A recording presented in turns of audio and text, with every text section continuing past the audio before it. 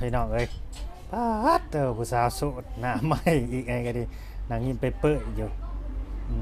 บ่ได้พบได้พ้อกันดนแหละสบายดีก่อนหนึ่งกันสบายดีอืมสบายดีอยู่บ่เจ้าน่ะสบายดีโดยเป็นได้ขายมันแล้วบ่ขายมันเบิดแล้วบ่หายไปแล้ว อืมพี่น้องเอ้ยเนาะหลายคู่หลายคนก็ที่เข้ามาติดตามใหม่ก็คิดว่าจะถึกอกถึกใจอยู่สำหรับสาวโสดคนนี้เพิ่นเนาะโทษเด้อขออนุญาตถามสื่อเสียงเรียงนามอีกรอบหนึ่งสื่อเนี่ยได้หน้าเจ้านะซื้อแป้งสาวแป้ง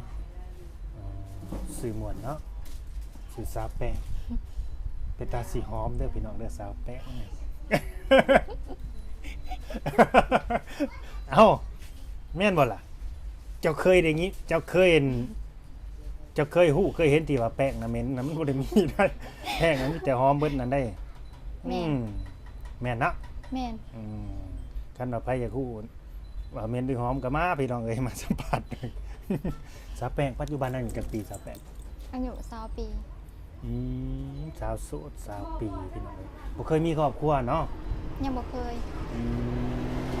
ยังบ่เคยมีครอบครัวเป็นลูกสาวหลายบ่โดยลูกสาวหลายพี่น้องเอ้ยปัจจุบันนี่ได้เรียนอยู่บ่ยังเรียนอยู่ม.ใดนี่เรียนใกล้สิจบแล้วปี3โอ้เจ้าไปเรียนนั่นน่ะเนาะแม่มื้อนี้หยุดบ่โดยมื้อนี้วันผิดมื้ออื่นไปโรงเรียนเรียนจักปีจังสิจบน่ะปีสุดท้ายพี่น้องเอ้ยน้องเพิ่นยังเรียนอยู่แต่ว่าไปเรียนเจ้าเรียนเกี่ยวกับปีสังไหนแต่ว่าบ่แม่นก็คือจบม.6 ม.7 แล้วเนาะแม่จบแล้วเขาเรียกว่าไปเรียนหยังนะเจ้าเรียนสาขา IT โอ้ IT พี่น้องเอ้ยเนาะเกี่ยวกับIT นี่ก็คือความคิดบ่ออกแบบนั่นนี่บ่แม่ไปเรียน IT หยุดทุกวันอาทิตย์หยุดเสาร์อาทิตย์หยุดเสาร์อาทิตย์เนาะโดยวันหยุดแล้วมาบ้านบ่แม่นปัจจุบันนี่เป็นสาวโสดบ่หรือว่ามีคนของใจอยู่แล้วเป็นสาวโสดบ่มีคนของใจบ่มีคนของใจบ่งามปานนี้ยังบ่มีคนของใจอยู่แม่นบ่มีคนหมัก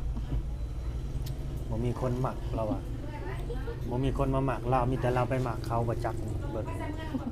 แม่นบ่โดยไปหมักผิดคนแล้วเจ้านี่คนที่เขาหมักจะบ่หมักเขาแบบนี้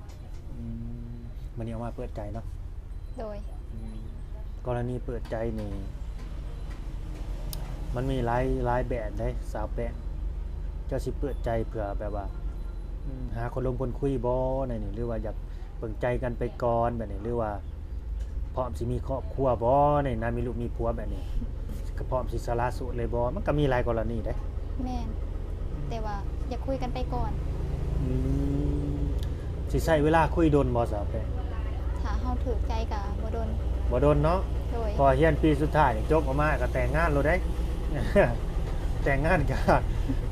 คันสิว่าสิลงทุนเนาะหรือว่าสิเฮ็ดนั่นเฮ็ดนี่ก็จังเฮ็ดน้ำหลังบัด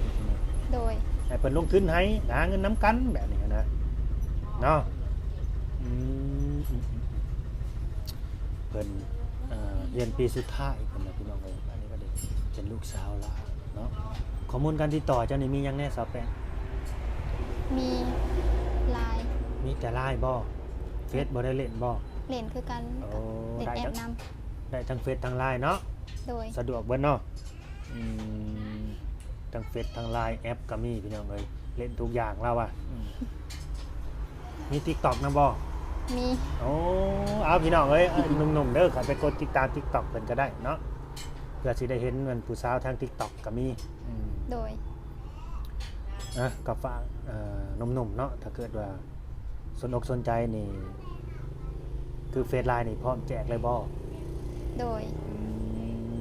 เป็นพร้อมแจกเลยพี่น้องเอ้ยเนาะ TikTok ได้ซะจังให้เพิ่นเข้าไปเบิ่งอยู่บ่